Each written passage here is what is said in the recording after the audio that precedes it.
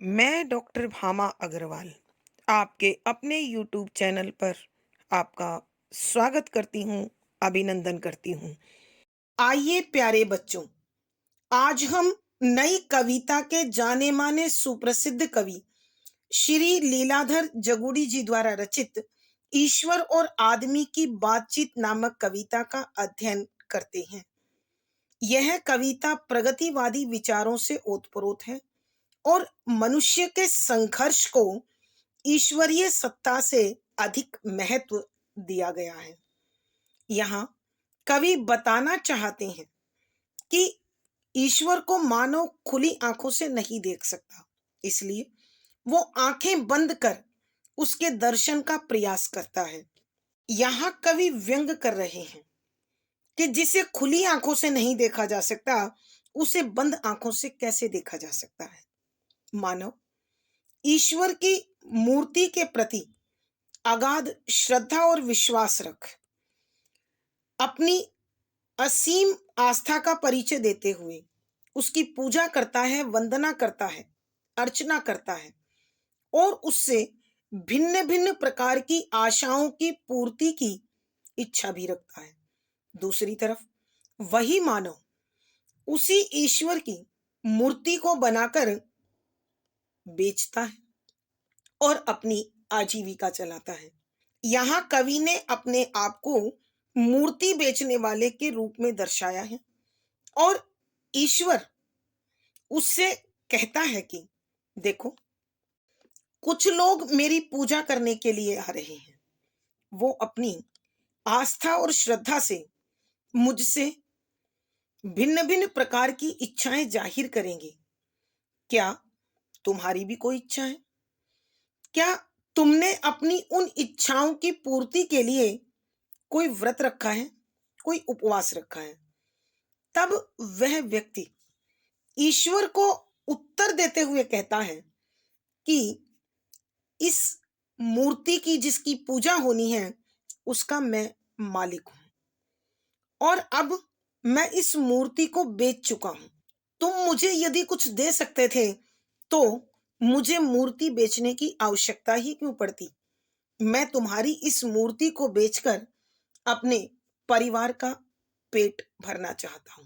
अब व्यंग में कवि भगवान को कहते हैं, ईश्वर को कहते हैं कि मैं खुद को तुमसे अधिक जानता हूं कि किस प्रकार मुझे अपनी आजीविका चलानी है, किस संघर्ष के माध्यम से मैं अपने परिवार का निर्वाह कर सकता हूं। अब कवि ईश्वर से पूछते हैं कि तुम बताओ, पंचवर्षीय योजनाओं में हम गरीबों के लिए विभिन्न प्रकार के प्रावधान रखे गए हैं, बहुत सारे वादे किए गए हैं।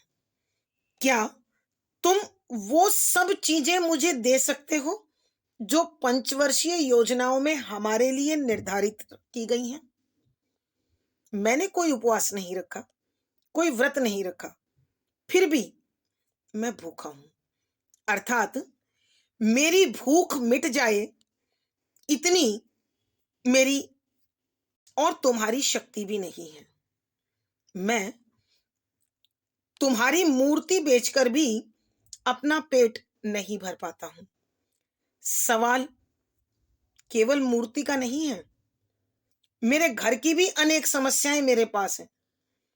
मेरे पास अपना कोई निवास स्थान नहीं है, मैं कहां पर रहूं? मेरे पास तुम्हारे बेचने के सिवा कोई और आजीविका का साधन नहीं है, मैं परिवार कैसे पालूं? तुम तो कहीं भी रह लोगे और तुम धर्म ग्रंथों में रहते हो, फिर बार बार निकलकर बाहर क्यों आ जाते हो? अर्थात कवि व्यंग करना चाहते हैं कि तुम्हारा वर्णन, तुम्हारी उदारता, तुम्हारी शक्ति संपन्नता का वर्णन तो धर्म ग्रंथों में बखूबी किया गया है, पर्याप्त मात्रा में किया गया है, लेकिन लोग तुम्हारी पूजा करते करते भी, तुम्हारी उपासना करते करते भी, तुम्हारी अर्चना करते करते भी अपनी उन जरूरतों को पूरा नहीं कर पाते जो उनकी मूलभूत आवश्यकताएं हैं। इसीलिए तुम बाहर निकले और लोगों ने तुम्हें कैलेंडरों पे स्थान दे दिया। तो हे ईश्वर, तुम जूतों पे रहो, घड़ियों पे रहो, कैलेंडरों पे रहो, तुम मानव समाज में रहकर क्या करोगे? यहां तो मानव समाज का अस्तित्व वैसे ही खतरे में पड़ा हुआ है, और यदि तुम भी इनके बीच रहोगे तो तुम्हारा अस्तित्व भी खतरे में पड़ जाएगा। हम जिंदा रहने के लिए कठोर परिश्रम करते हैं, लेकिन फिर भी जिंदा रहने जितने पर्याप्त साधन हमें नहीं मिलते हैं। और जो कठोर परिश्रम के बाद हमें ही प्राप्त नहीं होता है, वो भला तुम्हें मूर्ति बनकर क्या प्राप्त होगा? अर्थात कवि कहना चाहते हैं कि ईश्वर की सत्ता का महत्व तब है, जो ईश्वर के उपासक हैं, जो आस्तिक हैं, उनके जीवन के संघर्ष का दौर कुछ थमे, ऐसा कवि का दृष्टिकोण है। आइए कवि की प्रगतिवादी भावों से भरी इस कविता के पदों का अब हम अध्ययन कर उनके मनोभाव समझने की कोशिश करें। पद संख्या 1, जानते हो, यह मूर्ति मेरी है और कुछ लोग इसे पूजने आ रहे हैं। तुम्हें क्या चाहिए? क्या तुम्हारा भी व्रत है? नहीं नहीं, यह मूर्ति मेरी है और यह बिक चुकी है। खुद को तो मैं तुमसे भी ज्यादा जानता हूं संयोग से।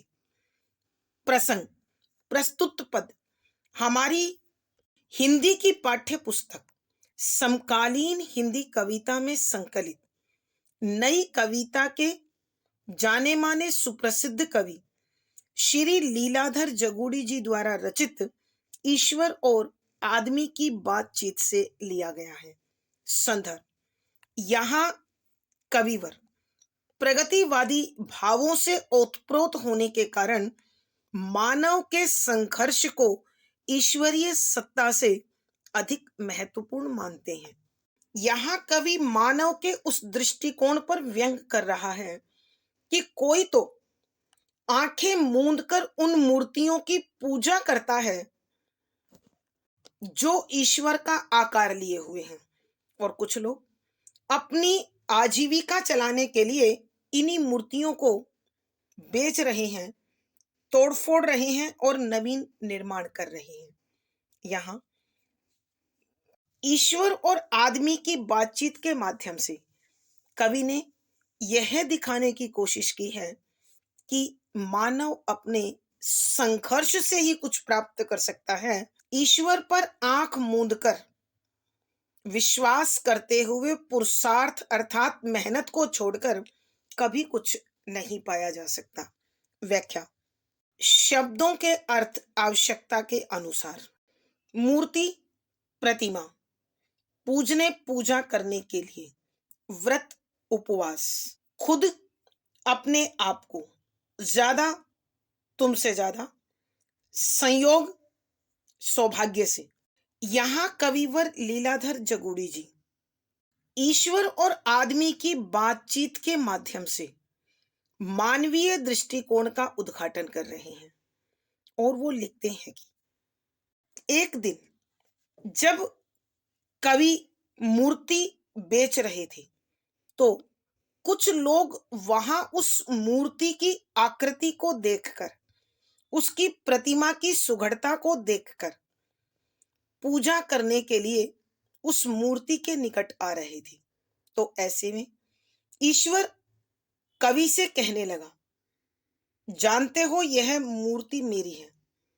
कि हे कविराज, क्या तुम जानते हो यह जो प्रतिमा है यह मेरी है और कुछ लोग इसे पूजने के लिए आ रहे हैं। वो मुझे ईश्वर मानकर, मुझ में आगाध विश्वास लेकर, आस्था लेकर, मेरी शक्ति संपन्नता के लिए, मेरी पूजा करने के लिए आ रहे हैं, उपासना करने के लिए आ रहे हैं। तुम्हें क्या चाहिए?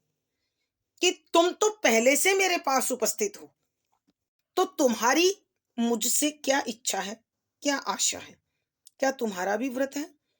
कि मुझे प्रसन्न करने के लिए लोग अनेक व्रत उपवास करते हैं, पूजा आदि धार्मिक कर्मकांड करते हैं। क्या तुमने भी मुझे प्रसन्न करने के लिए कोई व्रत रखा है, उपवास रखा है? तो कवि ईश्वर की उस बात को सुनकर उत्तर देने लगे, नहीं नहीं, यह मूर्ति मेरी है। कि हे ईश्वर, नहीं, इस मूर्ति का मालिक मैं हूं। आकृति बेशक तुम्हारी है, लेकिन मूर्ति का असली मालिक मैं हूं। यह मूर्ति क्या करेगी, यह मैं निर्धारित करूंगा, मैं बताऊंगा। और यह बिक चुकी है कि मैंने तो तुम्हें बेच दिया है।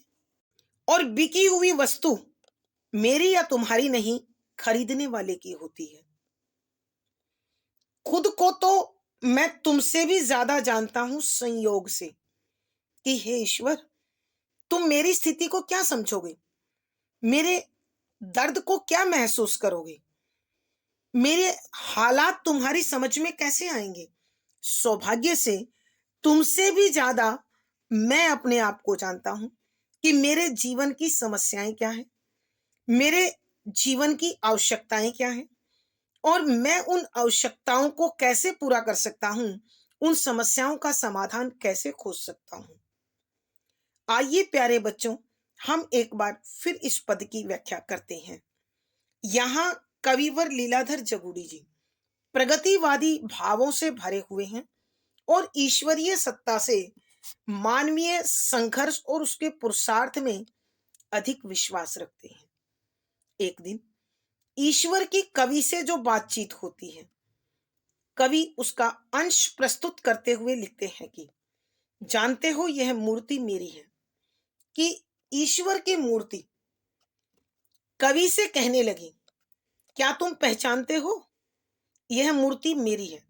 अर्थात ईश्वर के कहने का भाव यह है कि इस मूर्ति की जो आकृति है वो ईश्वरीय है और लोग मुझे ईश्वर समझ रहे हैं, और कुछ लोग इसे पूजने आ रहे हैं और मेरे प्रति अगाध विश्वास, अखंड श्रद्धा और आस्था रखकर मेरी पूजा करने के लिए आ रहे हैं।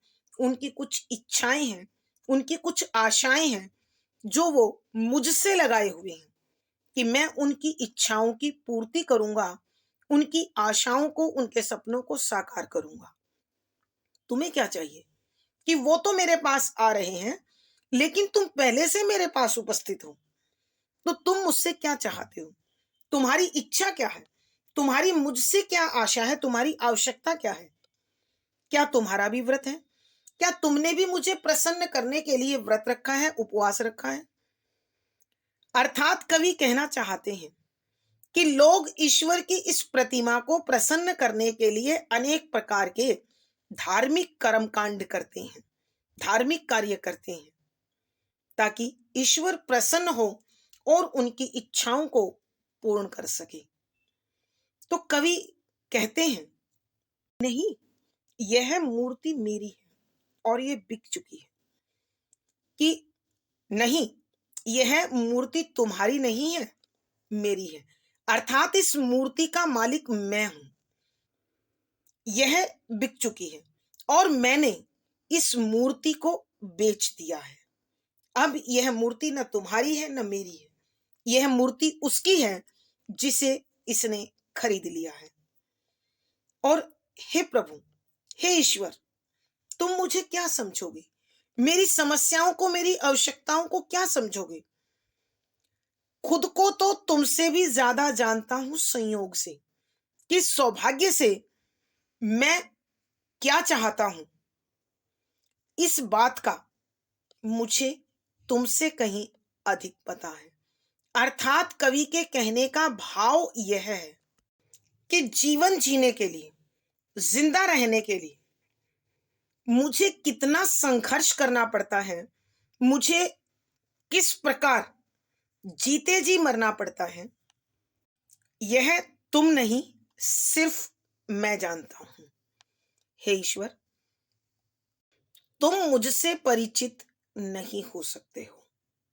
भावार्थ, कवि के कहने का भाव यह है कि यदि ईश्वर सर्वव्यापक, सर्वशक्तिमान और अंतर्यामी है, तो फिर इस बातचीत की कहने सुनने की आवश्यकता ही क्या है? कवि व्यंग कर रहे हैं मानव की उस आस्था पर जो उसे अंधविश्वास की ओर धकेलती है। विशेष यहाँ कवि के प्रगतिवादी भाव मुखरित हुए हैं और मानवीय पुरुषार्थ में विश्वास जताया गया है। सरल सहज प्रवाहमयी खड़ी बोली है, व्यंजना शब्द शक्ति है, प्रसाद गुण है, मुक्तक छंद है, गेय शैली है।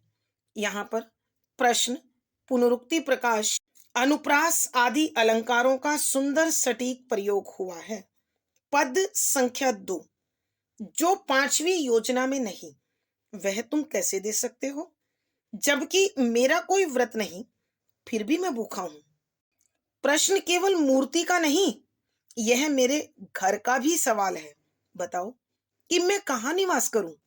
प्रसंग पूर्ववत संदर्भ, यहाँ कविवर प्रगतिवादी विचारों से भरे हुए हैं और ईश्वरीय सत्ता की अपेक्षा मानव के पुरुषार्थ में अधिक विश्वास करते हैं।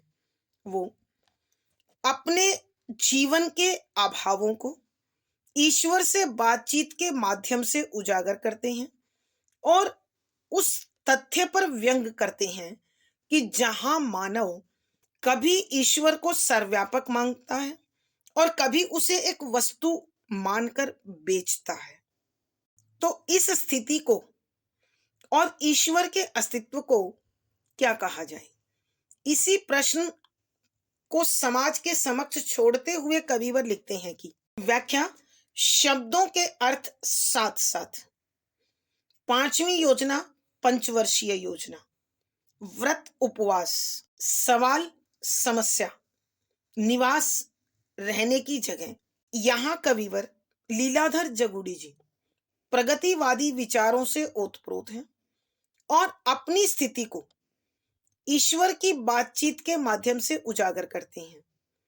कवि बताते हैं कि जब ईश्वर की प्रतिमा ने उनसे प्रश्न किया कि क्या तुमने मुझे खुश करने के लिए उपवास अथवा व्रत रखा है? क्या तुम मुझसे कोई आशा, कोई इच्छा रखते हो? तो कविवर कहने लगे, जो पांचवी योजना में नहीं वह तुम कैसे दे सकते हो? कि जो सरकार ने पंचवर्षीय योजनाएं बनाई है, जिसमें हम गरीबों के लिए, हम लोगों के लिए अनेक नियम, अनेक वादे, अनेक प्रावधान रखे हैं कि वो हमारी मूलभूत आवश्यकताओं को पूरा करेंगे, क्या तुम वो मुझे दे सकते हो? और क्या तुम वह भी दे सकते हो जो पंचवर्षीय योजनाओं में शामिल नहीं है? अर्थात कवि के कहने का भाव यह है कि हे ईश्वर, जब हम तुम्हारा भाग्य निर्धारित कर रहे हैं, तुम्हारा निर्माण कर तुम्हें बेचकर अपनी आजीविका चला रहे हैं, तुम्हें एक वस्तु मान रहे हैं, तो भला तुम हमें कैसे वो सब दे सकते हो जो पंचवर्षीय योजनाएं हमें देने की घोषणा कर रही हैं? बेशक मैंने तुम्हें प्रसन्न करने के लिए कोई उपवास, कोई व्रत अथवा कोई धार्मिक कर्मकांड नहीं किया है। मैंने उपवास नहीं किया है, लेकिन फिर भी मेरा पेट भरा हुआ नहीं है, मैं भूखा हूं। अर्थात कवि के कहने का भाव यह है कि मैं दरिद्रता के कारण भूखा हूं। और आगे कवि कहते हैं कि प्रश्न केवल मूर्ति का नहीं, यह मेरे घर का भी सवाल है। कि यह प्रश्न केवल मुझसे ईश्वर की यह प्रतिमा ही नहीं कर रही, यह मूर्ति ही नहीं करती, मेरे घर में भी इस प्रकार का सवाल बार बार उठता है कि मेरे जीवन की जरूरतें कैसे पूरी होंगी, मेरी व मेरे परिवार के सदस्यों की भूख कैसे मिटेगी, कैसे मेरा जीवन सुचारू रूप से, सुव्यवस्थित रूप से अपनी मूलभूत आवश्यकताओं को सहजता से प्राप्त करते हुए कटेगा। बताओ कि मैं कहाँ निवास करूं? कि कवि अब स्वयं ईश्वर से प्रश्न करते हैं कि हे ईश्वर, मेरे पास तो अपना घर भी नहीं है, बताओ मैं कहाँ रहूं? और कहाँ अपने परिवार को रखूं? भूखा भी हूं और मैं बेघर भी हूं। मेरी इन समस्याओं का क्या समाधान है? क्या ये मूर्ति मेरी भूख, मेरे परिवार की जरूरतें और मुझे रहने के लिए एक घर दे सकती है? अर्थात कवि के कहने का भाव यह है कि जीवन की आवश्यकताएं पुरुषार्थ से पूरी हो सकती हैं, अंधविश्वास से नहीं। आइए प्यारे बच्चों, हम एक बार फिर इस पद की व्याख्या करते हैं। यहाँ कविवर श्री लीलाधर जगूड़ी जी प्रगतिवादी विचारों से भरे हुए हैं और वह ईश्वर से बातचीत के माध्यम से बताते हैं कि जब ईश्वर उनसे पूछता है, क्या तुमने भी मुझे प्रसन्न करने के लिए, खुश करने के लिए कोई व्रत अथवा उपवास रखा है? क्या तुम्हारी भी कोई इच्छा है?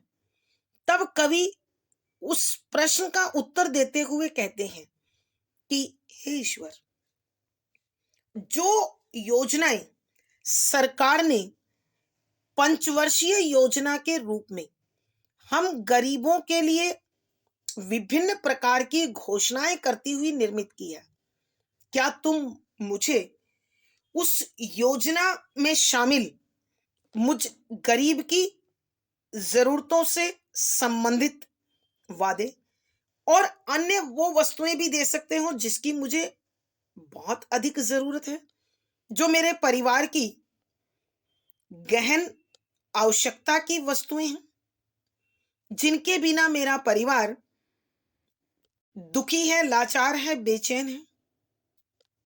जबकि मेरा कोई व्रत नहीं, फिर भी मैं भूखा हूं कि हे प्रभु, मैंने तुम्हें प्रसन्न करने के लिए कोई व्रत, कोई उपवास नहीं रखा है, लेकिन फिर भी बिना उपवास किए भी मैं भूख से व्याकुल हूं, बेचैन हूं, मुझे भूख लगी हुई है। क्या तुम मेरी भूख मिटा सकते हो? और कवि कहते हैं, यह प्रश्न केवल मूर्ति का नहीं है कि मेरी जरूरतें कैसे पूरी होंगी या मुझे क्या चाहिए। यह मेरे घर का भी सवाल है, कि मेरे परिवार का भी सवाल है कि कैसे ये आवश्यकताएं पूरी होंगी और हम क्या करें कि हमारी जरूरतें पूरी हो। बताओ कि मैं कहाँ निवास करूं? मेरे पास तो मेरा घर भी नहीं है। बताइए, मैं कहां पर रहूं, अपने परिवार को कहां रखूं? और मैं भूख से पहले ही बेचैन हूं। अर्थात कवि के कहने का भाव यह है कि हे ईश्वर, यदि तुम सर्वव्यापक हो, सर्व समर्थ हो, सर्वज्ञ हो, अंतर्यामी हो, तो फिर मेरी जरूरतों के लिए मुझे कुछ कहने सुनने की आवश्यकता क्या है? अर्थात कवि व्यंग करते हैं कि ईश्वर यदि सब कुछ दे सकते तो लोगों को उन्हें बेचना क्यों पड़ता? भावार्थ, कवि के कहने का भाव यह है कि मानव अपने पुरुषार्थ से ही अपनी स्थिति, अपनी दशा को सुधार सकता है, अंधविश्वास से नहीं। विशेष यहां कवि की दयनीय दशा के माध्यम से आम आदमी की व्यथा को, पीड़ा को स्वर दिया गया है। सरल, सहज, परवाहमयी खड़ी बोली है। प्रगतिवादी विचारों का परिचय मिलता है। व्यंजना शब्द शक्ति है। यहाँ शांत रस प्रसाद गुण है। मुक्तक छंद है। गेय शैली है। संवादात्मक शैली का निर्वाह किया गया है। यहाँ प्रश्न, अनुप्रास, उल्लेख आदि अलंकारों का सुंदर सटीक प्रयोग हुआ है। पद संख्या 3, तुम किताबों से उठकर बार बार यहाँ क्यों चले आते हो? हमने तुम्हें कैलेंडरों पर दे दिया है। जाओ, जूते और घड़ियों के ऊपर रहो।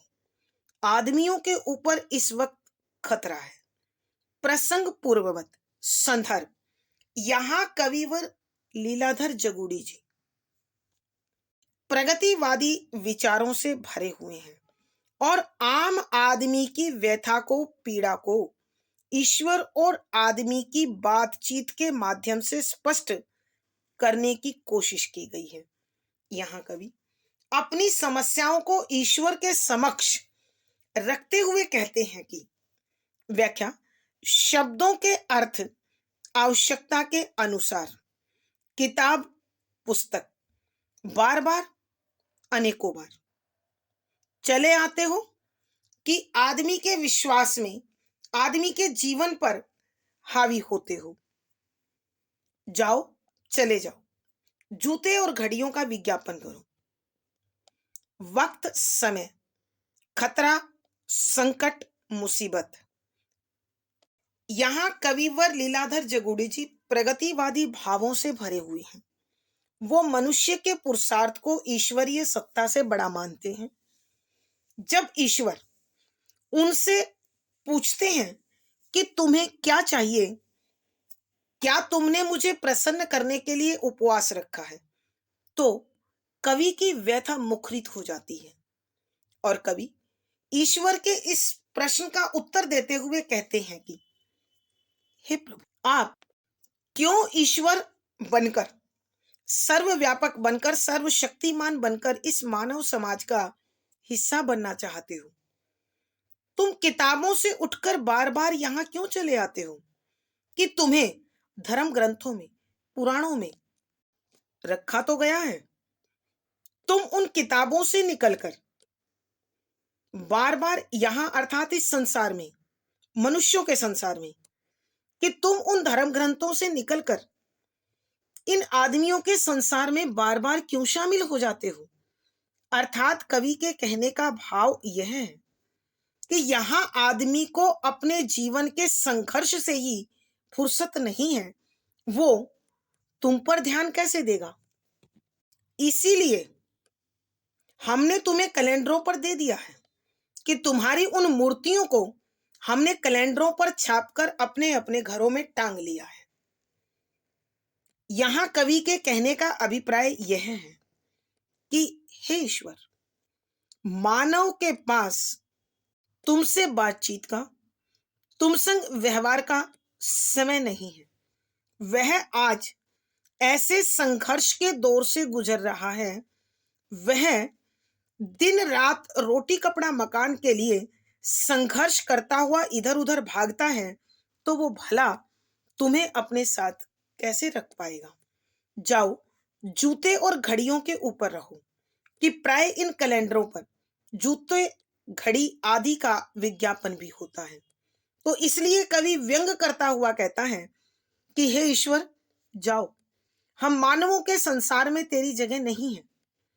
तू जा और जूते और घड़ियों का विज्ञापन करते उस कैलेंडर पर आराम से रह। तुझे मानव समाज में शामिल होने की कोई आवश्यकता नहीं है। आदमियों के ऊपर इस वक्त खतरा है कि जो मानव समाज है उसमें रहने वाले लोग तो पहले ही बहुत भारी खतरे से गुजर रहे हैं, खतरे से जूझ रहे हैं। उनका जीवन, उनका अस्तित्व, उनकी पहचान, उनका वजूद आज रोटी के संघर्ष में पिसकर रह गया है।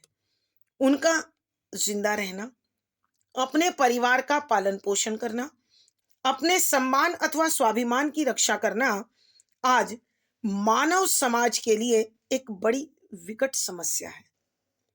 तो हे ईश्वर, जब मानव स्वयं खतरे में है, तो भला वो तुम्हारे रहने की व्यवस्था, तुम्हारे भोग लगाने की व्यवस्था, तुम्हारी पूजा अर्चना की व्यवस्था भी भला कैसे करेगा? आइए प्यारे बच्चों, एक बार फिर हम इस पद की व्याख्या करते हैं। यहाँ कविवर लीलाधर जगुड़ी जी प्रगतिवादी विचारों से ओतप्रोत हैं और एक आम आदमी की पीड़ा को ईश्वर और आदमी की बातचीत के, अर्थात अपनी बातचीत के माध्यम से प्रकट कर रहे हैं। यहां कविवर उस प्रसंग का उल्लेख कर रहे हैं जब कवि ईश्वर की मूर्ति को बेचकर अपना पेट पालना चाहते हैं। तो ईश्वर कवि से पूछते हैं कि क्या तुमने मुझे प्रसन्न रखने के लिए व्रत रखा है? उपवास रखा है? क्या तुम भी संसार के अन्य लोगों की तरह मुझसे कोई इच्छा रखते हो? तो इस प्रकार कवि की व्यथा फूट पड़ती है और वो कहते हैं कि तुम किताबों से उठकर बार बार यहाँ क्यों चले आते हो? कि हे ईश्वर, हमने धर्म ग्रंथों में तुम्हारे निवास की व्यवस्था कर रखी है, अर्थात तुम्हें धर्म ग्रंथों में रहने का स्थान दिया हुआ है, तो तुम वहां से निकलकर बार बार इस मानव समाज में शामिल क्यों हो जाते हो?